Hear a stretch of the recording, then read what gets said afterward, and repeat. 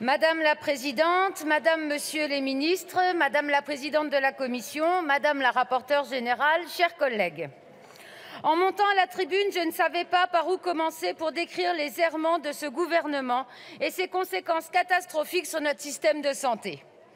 Urgences fermées, démissions à l'appel dans les métiers du soin et de la santé, maltraitance institutionnelle quotidienne, pour ne pas dire maltraitance gouvernementale dans nos EHPAD, personnel à bout de souffle, décès sur les brancards dans des couloirs où règne le désespoir.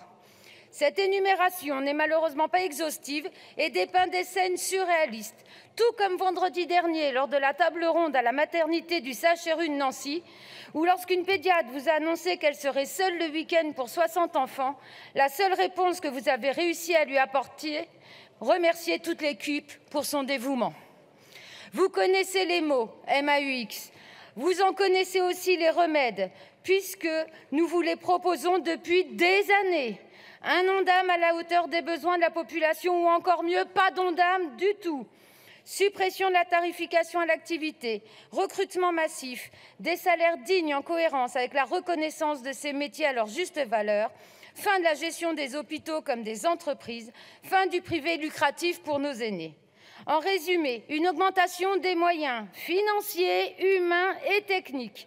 Pour rappel, les collègues ne reviendront pas et n'arrêteront pas de démissionner tant qu'on ne leur rendra pas ces 3 moyens pour traiter leurs patients résidents avec dignité. Mais pourtant, vous refusez toujours de suivre ces réponses, même face à une crise sans précédent. Dans votre logique de rentabilité, cela coûte sans doute beaucoup trop cher. Mais monsieur le ministre, pour vous, combien vaut une vie ? Sûrement assez peu, puisque l'augmentation du budget de la sécurité sociale n'atteint même pas le niveau de l'inflation. Stop l'hypocrisie, stop les caricatures. Pour prendre un exemple simple et explicite pour tout le monde, alors que nous vous demandons un conteneur de cacahuètes, vous nous offrez une cacahuète et osez utiliser l'argument que la France insoumise ne veut pas de cette unique cacahuète alors que nous demandions un conteneur. Parce que oui, monsieur le ministre, lorsque nous demandons en urgence 210 000 soignants pour nos EHPAD, nous ne pouvons pas accepter les 50 000 que vous proposez sur 5 années.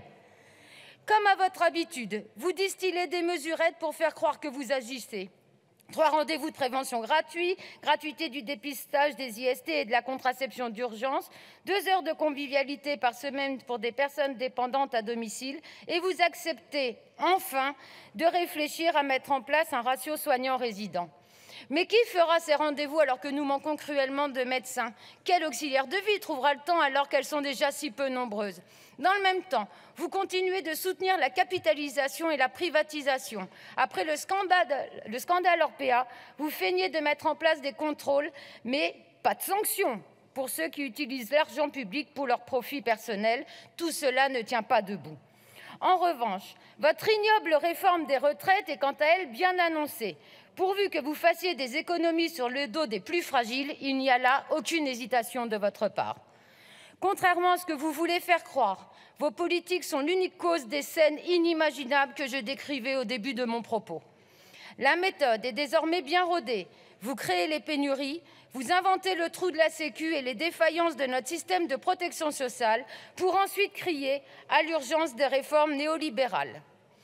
Comme vous refusez de changer totalement de cap pour notre système de santé, alors nos concitoyennes et concitoyens sont condamnés à vivre dans des déserts médicaux, à subir les inégalités quant au droit à la santé, à vivre dans un monde où l'on trie les patients et où l'on maltraite les résidents, à s'habituer au plan d'urgence, à mourir au travail, j'en passe et des pires. Tout cela, nous n'en voulons pas.